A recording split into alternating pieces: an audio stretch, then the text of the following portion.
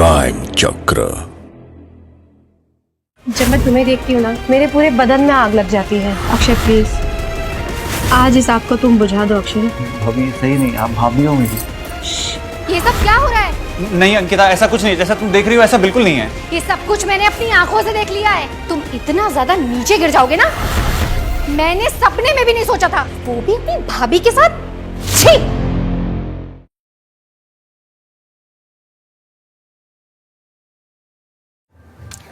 नमस्कार, मैं हूं रानी चैटर्जी। मैं फिर आ गई हूं एक बार क्राइम चक्र के एक नए एपिसोड में एक नई कहानी के साथ। शरीर की भूख को मिटाने के लिए कभी कभी इंसान इतना गिर जाता है कि अपनी सीमाएं भी भूल जाता है, और ऐसे ही जन्म होता है जुर्म का। दोस्तों, अगर आप अपनी इच्छाओं पर नियंत्रण नहीं कर पाते तो यही इच्छा है आपके लिए जहर का काम करती है। एक ऐसा जहर जो आपकी जिंदगी को धीरे धीरे खत्म कर देता है। और ऐसा ही कुछ हुआ दीपाली के साथ। दीपाली की शादी एक अच्छे घर में हुई थी, लेकिन उसका पति देश से बाहर नौकरी करता था, जिसकी वजह से उसका 6 महीने में कभी एक बार घर आना होता था। यही वजह थी कि दीपाली की जरूरत की पूर्ति नहीं हो पा रही थी, और इसी के चलते शुरू हुआ एक खेल।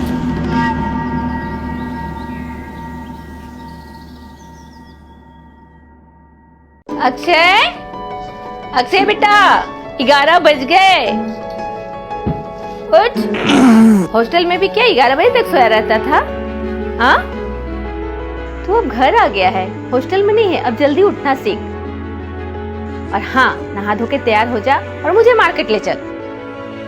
मम्मी खुद चले जाओ ना यार। अरे 2 साल से अकेले ही तो जाया करती हूँ। तेरा बड़ा भाई होता तो वो मुझे कभी अकेले नहीं जाने देता, और अभी भी जब वो दुबई से आता है ना, तो बिन बताए मुझे लेकर चलता है। अरे मम्मी यार, सुबह सुबह इमोशनल ब्लैकमेल आप मत करो प्लीज। आप चाय दो, बाहर रुको, मैं नहा कर तैयार होकर आता हूँ। अरे दीपाली,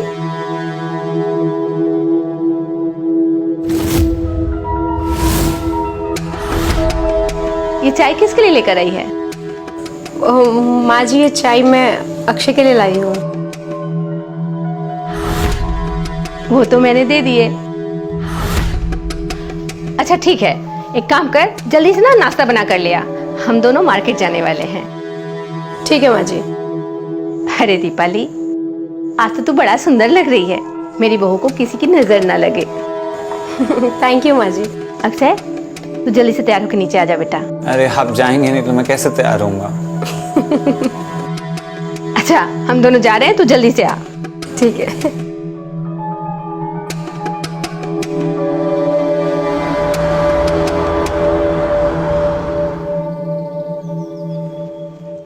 अक्षय, अक्षय जल्दी कर बेटा।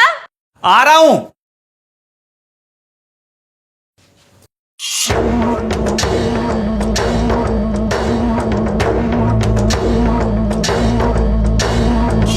अक्षय कितना देर लगाएगा? भाभी मुझे जाने दो, मम्मी बुला रही है। ऐसे कैसे जाने दूँ? इतने हैंडसम जो हो, छोड़ने का तो मन ही नहीं करता। भाभी मम्मी अंदर आ जाएगी, प्लीज मुझे जाने दो, मैं हाथ जोड़ता हूँ आपके आगे। हम लेट हो रहे हैं बेटे। मम्मी आ रहा हूँ, बस आ रहा हूँ, 2 मिनट। देखो प्लीज मुझे जाने दो। मम्मी आवाज लगा रही है, मुझे ऐसे कैसे जाने दूँ? भाभी क्या कर रही हैं आप? भाभी हैं मेरी, ये सब अच्छा नहीं लगता है। क्यों अच्छा नहीं लगता है? भाभी का इतना हक तो होता है कि वो देवर को थोड़ा सा छेड़े। भाभी ये गलत बात है। भाभी कुछ गलत नहीं। भाभी मम्मी बुला रही है। अच्छा ठीक है, पहले तुम मेरे को प्रॉमिस करो, मैं जो बोलूंगी वो करोगे। जब बुलाऊंगी तब आओगे। भाभी मैं आपकी सारी बात मानने को तैयार हूँ, लेकिन अभी मुझे जाने दीजिए आप। ठीक है ना, चले जाना ना। प्लीज मुझे जाने दो, अब तो मैंने वादा भी कर लिया है कि जब जो बोलोगे मैं मानूंगा। भाभी प्लीज मुझे जाने दो, प्लीज मुझे जाने दो भाभी। ऐसे तो तुम्हें छोड़ूंगी नहीं। पता नहीं कब आएगी वो रात जब होगा हम दोनों का मिलन। तरस गई मैं तो। दीपाली के ऊपर अक्षय का भूत सवार हो चुका था, और वो किसी भी कीमत पर उसे पाना चाहती थी। उसे अपने शरीर की भूख मिटानी थी, और उसे अक्षय से आसान शिकार कोई नजर नहीं आ रहा था। इसीलिए वह अक्षय पर हमेशा डोरे डालती रहती थी और उसे ब्लैकमेल करती रहती थी।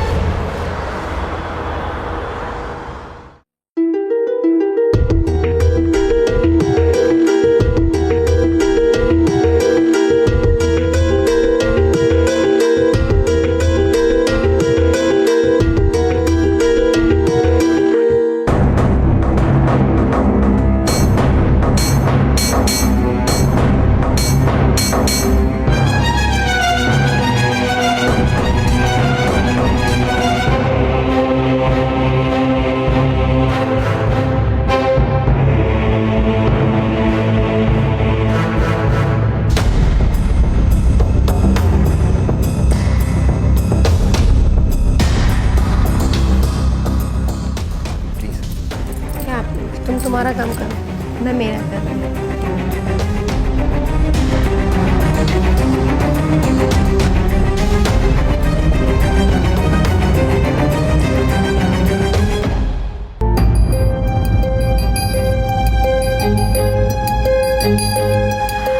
मम्मी जी, मैं आपके लिए पानी लेकर आऊँ? हाँ बेटा, एक गिलास पानी लिया, एक कप चाय भी लिया। जी माँ जी। अच्छा बेटा सुन, जी। वो मेरी सहेली बिमला है ना, उसकी बेटी अंकिता कुछ दिनों के लिए हमारे यहाँ आ रही है। बिमला को अचानक गांव जाना पड़ रहा है, तो हमारे यहाँ कुछ दिन रहेगी, तो वो गेस्ट रूम है ना, उसको ठीक कर दे। जी माँ जी। कितनी खुशी की बात है ना, अंकिता कितने दिनों बाद हमारे यहाँ पे आ रही है। कितने टाइम बाद हम दोनों वापस से फिर से ढेर सारी बातें करेंगे ना, बहुत मजा आएगा। हाँ हाँ कर लेना, लेकिन उससे पहले तू गेस्ट रूम तो तैयार कर दे। जी माँ जी। और अक्षय बेटा, उसकी थोड़ी ना पढ़ाई में मदद कर देना, बहुत जरूरी एग्जाम होने वाला है उसका। ठीक है माँ, कर दूंगा। ठीक है, मैं ना बिमला से कह देती हूँ कि जाते समय वो उसे यहाँ छोड़ जाएगी। जी माँ जी।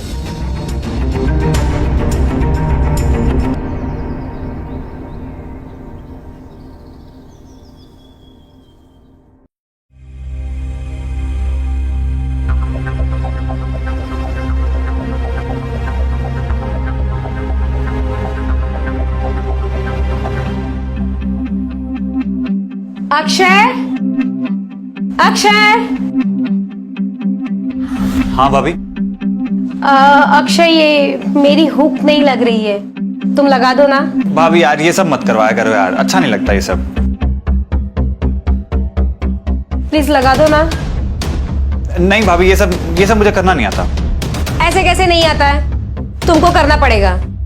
और भूलो मत, तुमने मुझे प्रॉमिस किया था कि मैं जो कहूंगी तुम वो करोगे। लेकिन ये अच्छी बात नहीं है भाभी, प्लीज। क्या अच्छी बात नहीं है? चलो लगाओ अभी। ये आपका बाल हटाइए ना आप। तुम तो रोमांटिक हो रहे हो अक्षय। भाभी कहाँ से पकड़ूं, इसीलिए बोला था। भाभी नहीं लग रहा है ये मुझसे नहीं होगा भाभी ये। तुमसे एक हुक लगानी नहीं आती है तो फिर तुम प्यार कैसे करोगे अक्षय? भाभी मैं आपका देवर हूँ, पति नहीं हूँ। इसी बात का तो अफसोस है कि तुम मेरे पति नहीं हो। भाभी मुझे बहुत काम, मुझे जाने दीजिए आप। भाभी क्या कर रही हैं? भाभी प्लीज नहीं, भाभी नहीं। अक्षय, भाभी प्लीज मुझे जाने, भाभी छोड़िए। कब तक बचोगे अक्षय? कभी ना कभी तो तुम्हें मेरे पास आना ही होगा। ये रात कभी ना कभी तो आएगी।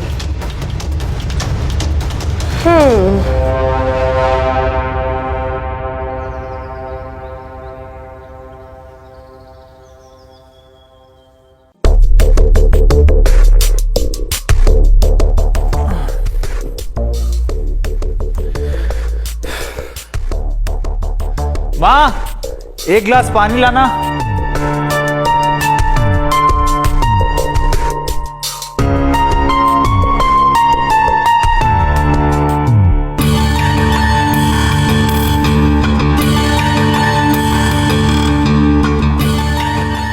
तुम कौन हो? तुमने मुझे पहचाना नहीं? नहीं। फिर तो तुम मेरे अच्छे दोस्त हो ही नहीं सकते। दोस्त? हाँ, बचपन के दोस्त, मैं और तुम। मैं कुछ समझा नहीं।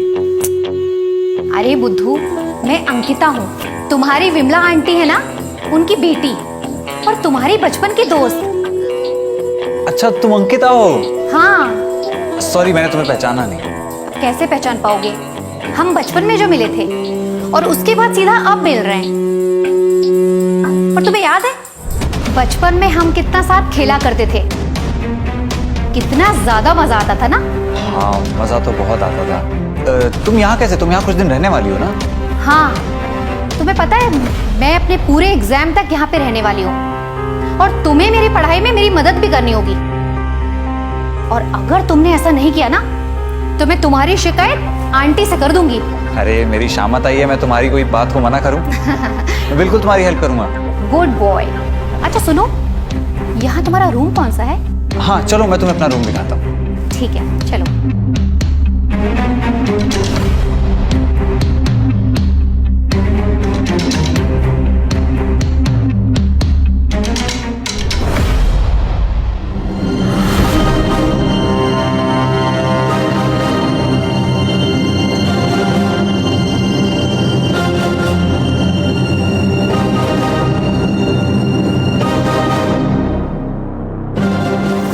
दीपाली हवस में इतनी अंधी हो गई थी कि उसे देवर भाभी का रिश्ता भी नजर नहीं आ रहा था और वो सारी हदें पार कर जाना चाहती थी। लेकिन कहानी में ट्विस्ट तब आया जब अक्षय की जिंदगी में एक और लड़की आ गई, जिस बात से दीपाली पूरी तरह जल गई।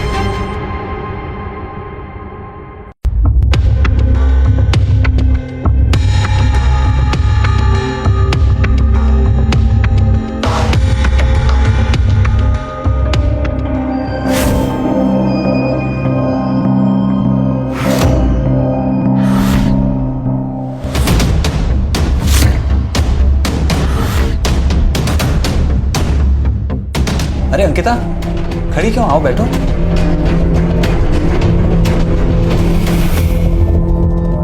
अक्षय सुनो ना, मेरा ना बायोलॉजी का एग्जाम है और तुम्हें पता है मेरी कुछ भी तैयारी नहीं है। क्या तुम मेरी हेल्प करोगे? हाँ हाँ बिल्कुल, दिखाओ, बताओ कौन सा चैप्टर है? अच्छा, सिट्रिक एसिड साइकिल, हाँ पढ़ा है मैंने ये। तो बताओ ना। ये वाले मेन पॉइंट्स होते हैं यहाँ पर। ठीक है अंकिता, क्या कर रही हो? यहाँ ध्यान दो। हाँ ध्यान है ना मेरा। इधर ध्यान दो। हाँ अंकिता, ये क्या कर रही हो? यहाँ ध्यान दो ना। अंकिता क्या कर रही हो तुम? ठीक से बैठो।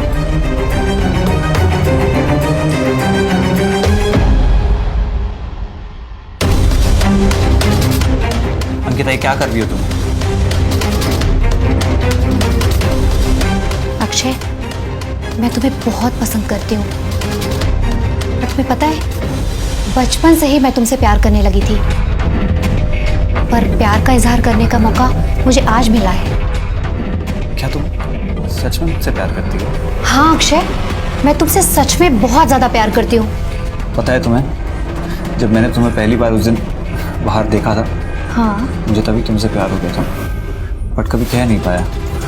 क्यों अक्षय? पता नहीं क्यों। खैर, अब तो कोई प्रॉब्लम नहीं है ना? नहीं।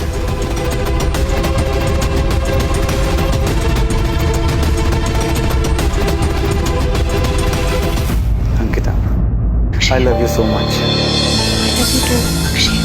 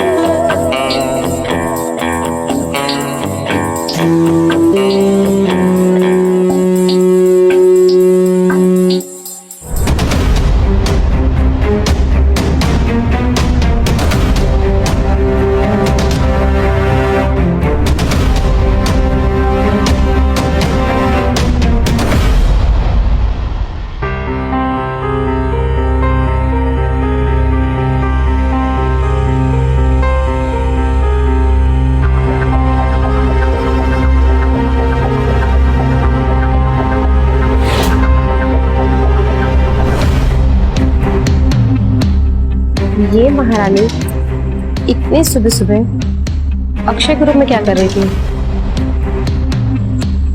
इसका मतलब इन दोनों के बीच में कोई ना कोई तो खिचड़ी पक रही है। पता करना होगा।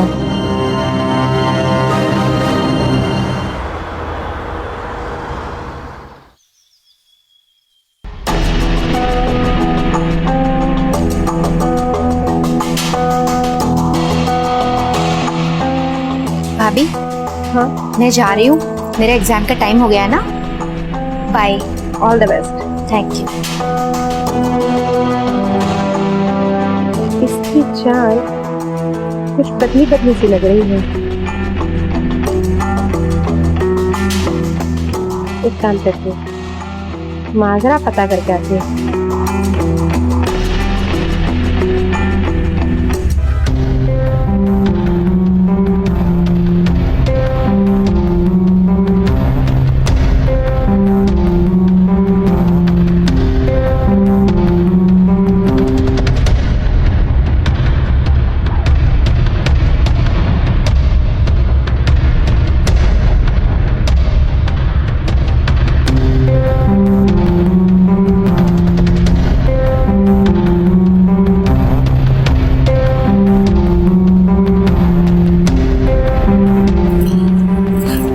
भाभी ये आप क्या कर रही हैं? भाभी ये क्या कर रही हैं आप? आज मैं तुम्हें नहीं छोड़ूंगी अक्षय। आज मैं तुम्हें अपना बना कर रहूंगी। भाभी ये सही नहीं है। सही और गलत के बारे में हमेशा मैं ही क्यों सोचूं अक्षय? तुम भी तो सोचो, तुम्हारे भैया कब के गए हैं? मेरी भी तो कुछ जरूरतें हैं ना। और सच कहूं, जब मैं तुम्हें देखती हूँ ना, मेरे पूरे बदन में आग लग जाती है। अक्षय प्लीज, आज इस आग को तुम बुझा दो अक्षय। भाभी ये सही नहीं, आप भाभी हो मेरी। तो क्या हुआ? भाभी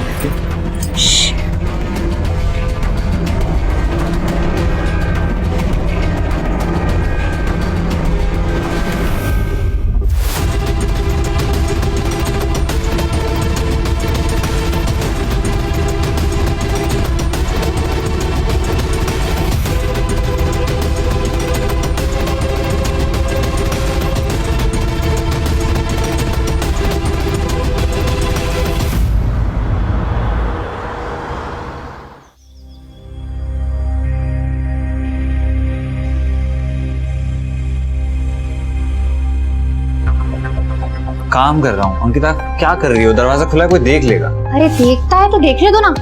तुम्हें तो पता है ना, मैं बहुत जल्दी इस घर की बहू जो बनने वाली हूँ। वाह, तो यहाँ ये सब चल रहा है। जानते हो ना, अगर माजी को पता चल जाएगा तो क्या होगा? भाभी आप गलत समझ रही हैं, ऐसा कुछ भी नहीं। मैं तो समझ जाऊंगी, लेकिन बाकियों का क्या करोगे? उसको कैसे समझाओगे? तुम दोनों अगर अपनी कंट्रोल में रहोगे ना तो अच्छा होगा, वरना बातें खराब भी हो सकती हैं। जी भाभी, हम ध्यान रखेंगे।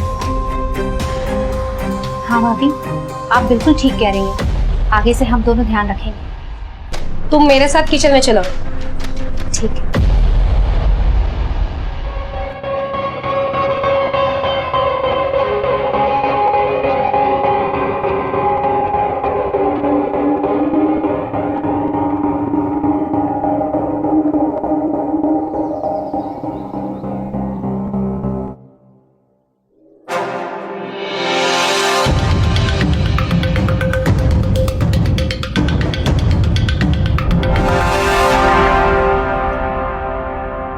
तुम यहाँ अकेले बैठकर क्या कर रहे हो? चलो ना, कमरे में चलते हैं। भाभी ये क्या कर रही हैं? मैं काम कर रहा हूँ भाभी, और उस दिन जो भी हुआ वो सिर्फ एक गलती थी। अच्छा, वो अगर गलती थी तो जो तुम अंकिता के साथ कर रहे हो वो क्या है? देखो, मैं सब जानती हूँ कि तुम दोनों के बीच में क्या खिचड़ी पक रही है। भाभी मैं अंकिता से प्यार करता हूँ और वो भी मुझसे प्यार करती है। मैं कह रहा हूँ कि वो जो भी हुआ उस दिन वो सिर्फ एक गलती थी और मैं उसे दोहराना नहीं चाहूंगा। मुझे नहीं पता, मैं भी तुमसे प्यार करती हूँ बस। आप मेरी भाभी हैं, प्लीज शर्म कीजिए।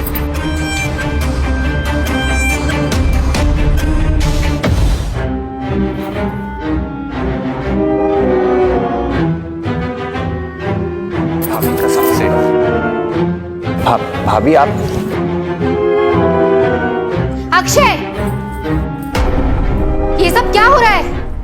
तुम मुझे धोखा दे रहे हो? नहीं अंकिता, ऐसा कुछ नहीं है। जैसा तुम देख रही हो ऐसा बिल्कुल नहीं है। अच्छा, ये सब कुछ मैंने अपनी आंखों से देख लिया है। तुम इतना ज्यादा नीचे गिर जाओगे ना, मैंने सपने में भी नहीं सोचा था।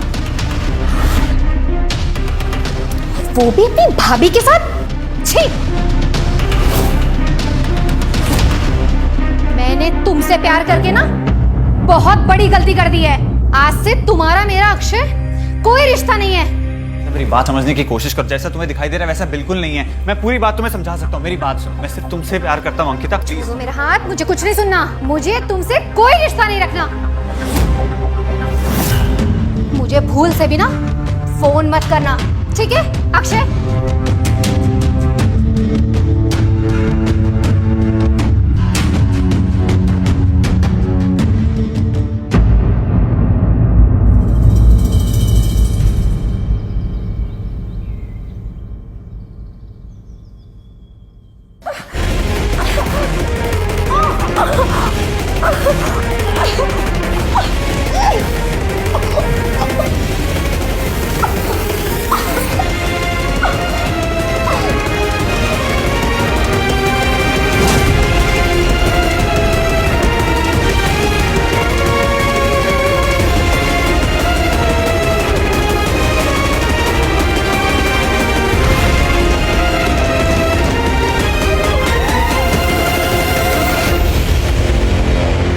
तो देखा आपने, दीपाली अपनी शारीरिक इच्छा को मिटाने के लिए इस हद तक नीचे गिर गई कि अपने देवर के साथ ही उसने शारीरिक संबंध बना लिए और उसे ब्लैकमेल करने लगी, जिसका नतीजा यह हुआ कि अक्षय को मजबूरी में आकर एक जुर्म को अंजाम देना पड़ा और उसने दीपाली का कत्ल कर दिया।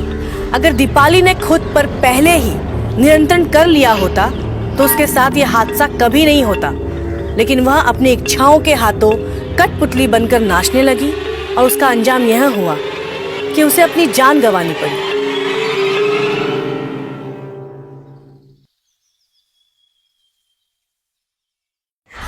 बहू, दीपाली, ए बेटा उठना।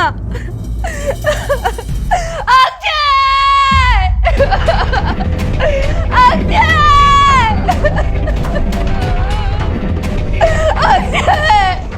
देख तेरी भाभी को क्या हो गया। दीपाली, अंकिता, तूने ये किया ना? हाँ, क्या बिगाड़ा था मेरी बहू ने? क्यों मारा दीपाली को तूने? मुझे फोन करके उसने सारी बात बता दी। तेरा और अक्षय का चक्कर चल रहा था। जब ये बात दीपाली को पता चली तो तूने इसे मार दिया। क्यों किया ऐसा? माँ, अंकिता ने कुछ नहीं किया। आप उस पर इल्जाम लगाना बंद कीजिए। उसने खून नहीं किया माँ। अब तू इसकी तरफदारी करेगा? इसने खून नहीं किया तो किसने किया? माँ, इन्हें मैंने मारा है।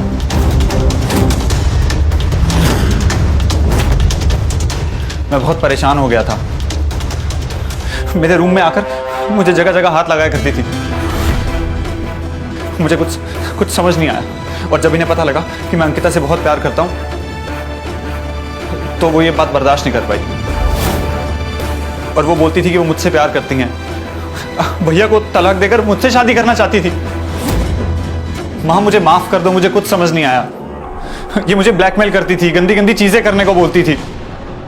माँ, मुझे माफ कर दो, मुझे इन्हें मारना ही पड़ा।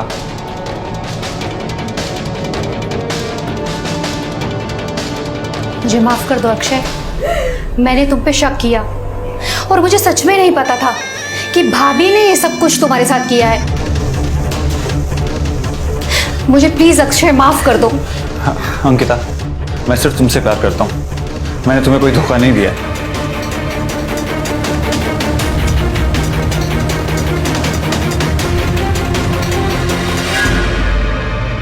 दोस्तों, हमेशा याद रखिए, हमारी इच्छाएं हमारे नियंत्रण में होना चाहिए, ना कि हम हमारी इच्छाओं के नियंत्रण में। और जब ऐसा होता है कि हमारी इच्छाएं हमारे ऊपर हावी हो जाती हैं, तो इसी तरह के हादसे और घटनाएं होने लगती हैं। इस तरह के जुर्म होने से बचने के लिए बहुत ज़रूरी है कि हम अपने इमोशंस और नीड्स पर कंट्रोल करना सीखें। मिलते हैं अगली कहानी में, तब तक सतर्क रहिए, सुरक्षित रहिए। जय हिंद।